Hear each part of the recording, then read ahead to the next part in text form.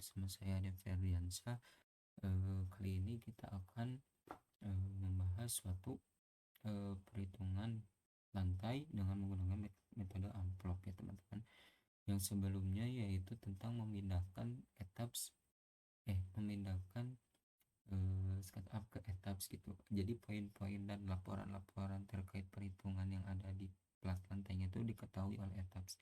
Nah, sekarang kita melakukan secara menggunakan grafik Excel. Nah, gitu.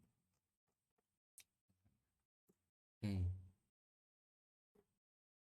Nah, di sini kita ada data teman-teman. F aksen ini beberapa data lah ya. F aksen C itu 915 MPa, FV-nya 400 MPa, terus beban yang diperlukan itu diperuntukkan dengan DL dan LL. Terus tebal platnya itu 120 mm, terus libat betonnya 20 mm, lebar platnya 1000. Nah, ini tuh adalah bentuk suatu kasus ya teman-teman yang sudah dengan menggunakan penempatan metode amplop teman-teman. Nah, kalau belum tahu itu A1, A2, B1, B2 itu ada jenis-jenis amplop ya teman-teman, nama amplop. Oke, ada, tapi di situ tuh ada maksudnya dari si nama tersebut. Oke, lanjut saja teman-teman. Nah, yang belum tahu itu ya teman-teman, jadi yang merah-merah ini tuh dalam bidang amplop itu suatu tumpuan ya teman-teman yang ada di struktur beton. Jadi kita tuh mengetahui tanda-tanda seperti ini bahwasanya kasus seperti ini tuh masuk ke misalnya A1, terus yang di atas aja misalnya A2, terus samping kanan kiri B1. Nah, seperti ini ada nih. Nah, seperti ini gambarannya.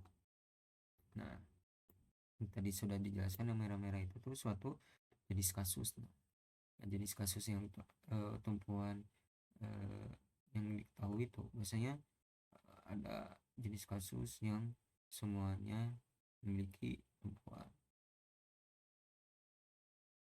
Terus adapun yang kiri dan atas, ada kiri kanan, terus atas bawah.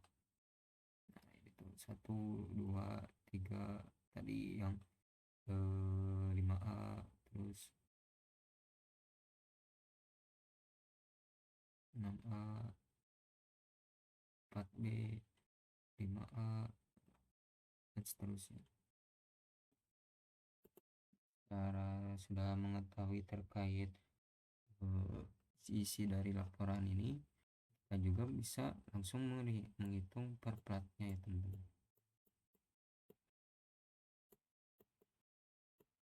Suatu kasus ya, seperti kasus ini. Nah, yang diketahui bahwasanya LY per LX nya itu 1000 sekian. Nah, kasusnya itu tadi A1 ya misalnya ya. Nah, ada di 3. Nah, 3 nih, atas dan kiri, atau enggak bisa aja bawah dan kanan bisa aja.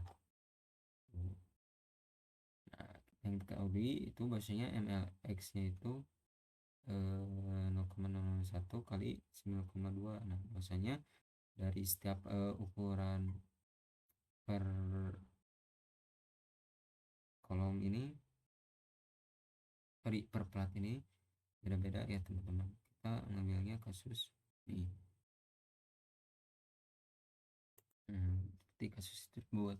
Nah, kita tuh tadi kasusnya per data tuh, nah yang kasus ini itu A1 ya, kasus 3. Dan beban yang diperbebankan dalam metode amplop itu sendiri itu ini perhitungannya MLX, MLY, MTX, MTY. Perhitungan itu ada beberapa ya teman-teman. MLX, nah yang belum tahu gitu ya apa dari MLX itu momen gaya lentur.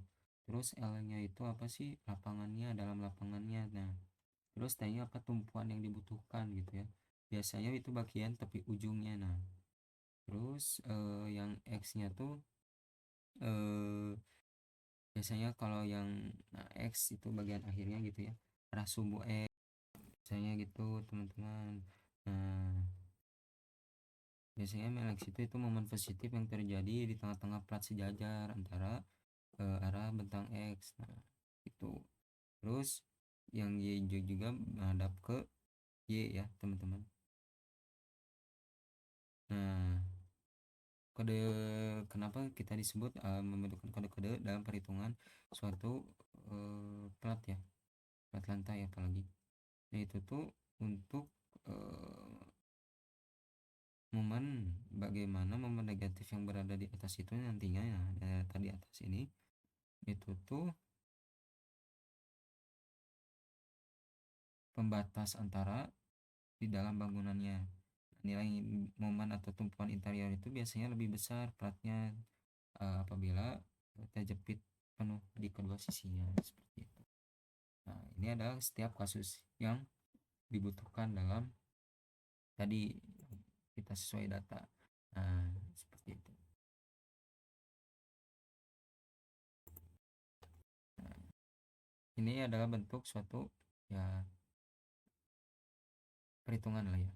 Tadi yang digunakan dalam plat. Misalnya di sini ada tumpuan satu, tumpuan satu, tumpuan satu, terus ini tuh membentuk kasus tiga ya. Tadi yang pertama. Nah, kita tuh langsung bisa gitu ya tahu hasilnya. Bagaimana cara mengetahui semua bagian WU, F aksen C, FY-nya, faktor reduksinya, dan semacam itu. Nah, ini tuh beberapa detail penulangan plat skematis. Nah, biasanya ada beberapa penulangan di setiap beton itu. Sorry, setiap tulangan. Nah, adapun langsung ke laporan. Nah, suatu kolom di plat tuh data yang kita sesuai laporan gitu ya. 25 MPa sama 400 MPa, betanya 0,85. Nah, tadi yang kita penghitung kolom sudah.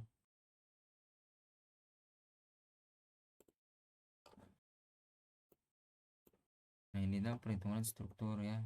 Karena tadi ada bidang atap, ada bidang lantai di dalam itu, ada bidang portal yang melintang di analisa ya. Nah, data teknisnya itu apa aja sih? Gedung penutupan untuk kampus kan. Bentuk betonnya itu 20, tadi sudah dijelaskan. Tinggi antar lantainya itu 3 cm antar lantai 3 cm. Terus beban yang diperuntukkan itu 1.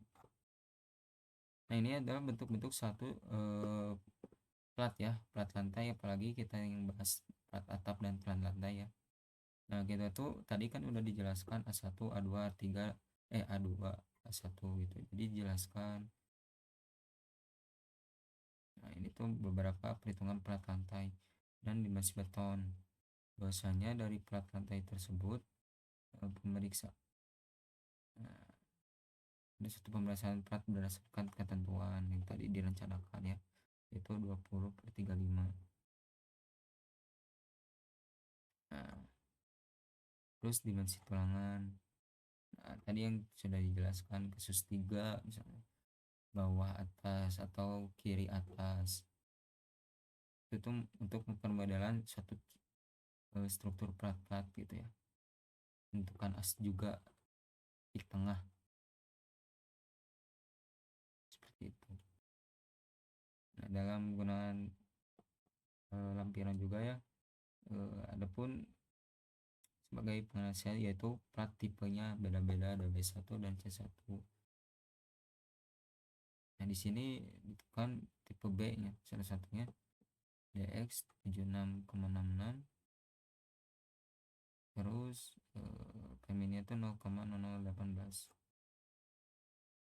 Ya, ke bawah langsung ke contoh. Nah, ini tuh beberapa gambar gitu ya, bahwasanya penempatan suatu plat lantai atau suatu tulangan itu tuh dibagi-bagi antara asnya. Ini tuh salah satu visualisasi penulangan di lantai. Terus ini juga ada tiap ada penempatan gitu tuh Satu kan plat lantai kan tadi ada plat atap, plat lantai. Nah dalam plat lantainya juga ini ada beberapa, ada dimensi tulangan, pembebanan, kombinasi pembebanan, permodelan struktur, analisa gaya dalam, terus perhitungan tulangan di dalamnya itu. Jadi kita tuh menentukan tebal platnya. Nah sedangkan plat lantai yaitu 100 mm, sorry, tebal plat lantai sama dengan plat atap yaitu 100 mm. Jadi kombinasi atau pembebanan yang dibebankan untuk suatu plat lantai itu 2,500 kN per meter persegi. Nah, beban sendiri yang kita perlukan yaitu tadi 0,2 kali 12 kali 24 menghasilkan 2880. Terus adukannya setebal 2 cm. Terus tegal keramiknya itu 0,5 cm. Nah, ini ada beberapa contoh perhitungan. Terus kombinasi pembebanannya bagaimana nih? Nah, kombinasi pembebanan hanya satu beban, tetap saja yang dianalisis yaitu WU. Nah, persyaratan digeser itu gimana nih? Rumusnya itu si U kali 1/2 dengan 0,5 menghasilkan 7,944. Nah, ini adalah suatu contoh gambar latihan perencanaan T2. Sekian, terima kasih. Mungkin mohon maaf bila ada salah kata. Saya baru belajar, dan belajar itu tidak hanya mengetahui tapi juga harus mencari tahu. Sekian dari saya. Wassalamualaikum warahmatullahi wabarakatuh.